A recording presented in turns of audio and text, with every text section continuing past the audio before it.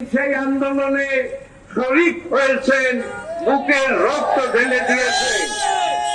শুধুমাত্র আমাদের জাতীয় গার্মেন্টস শ্রমিক ফেডারেশনেরই 9 জন সদস্য জীবন দিয়েছেন ওই ছাত্র শ্রমিক গণ অভ্যুত্থানে।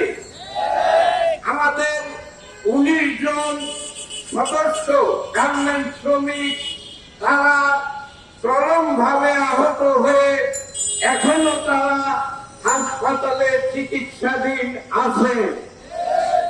আমরা তাই সরকারের এই যে পরিবর্তন এবং এই যে আন্দোলন, এই আন্দোলনকে আমরা আমাদের জায়গা থেকে শুধুমাত্র ছাত্র গণ অভ্যুত্থান নয়, এটাকে আমরা দাবি করেছি ছাত্র শ্রমিক গণ অভ্যুত্থান।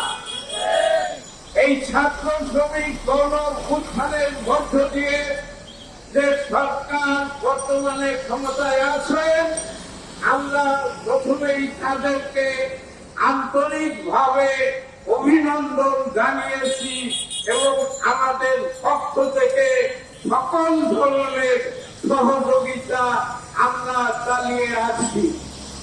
কিন্তু দেখা যাচ্ছে গার্মেন্ট সেক্টরের কিছু কিছু মালিক, কিছু কিছু কুলাঙ্গার, যারা আগে ওই স্বৈরাচারী সরকারের সাথে সম্পর্কিত ছিল কিনা এটা আমরা বলতে পারবো না, কিন্তু এটা আমাদের সন্দেহ যে তারা ইচ্ছাকৃত ভাবে কিছু কিছু জায়গায় আমাদের শ্রমিক ভাইদেরকে উস্কে দিয়ে তাদের যে পাওনা অধিকার, তাদের যে ন্যায়সঙ্গত অধিকার, সেগুলি থেকে বঞ্চিত করে শ্রমিকদেরকে রাস্তায় নামাতে বাধ্য করছে, যাতে তার ভাগ আছে শ্রমিকের ঘাড়ে, যাতে এই সরকার বিব্রতকর অবস্থায় পড়ে এই ধরনের কিছু কিছু চক্রান্ত হচ্ছে।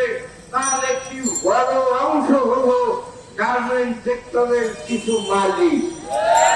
আর এমনি ধরনের একজন মালিকই হচ্ছে আশুলিয়ার জায়ান্ট স্টার লিমিটেডের যিনি মালিক, তিনি নিজে।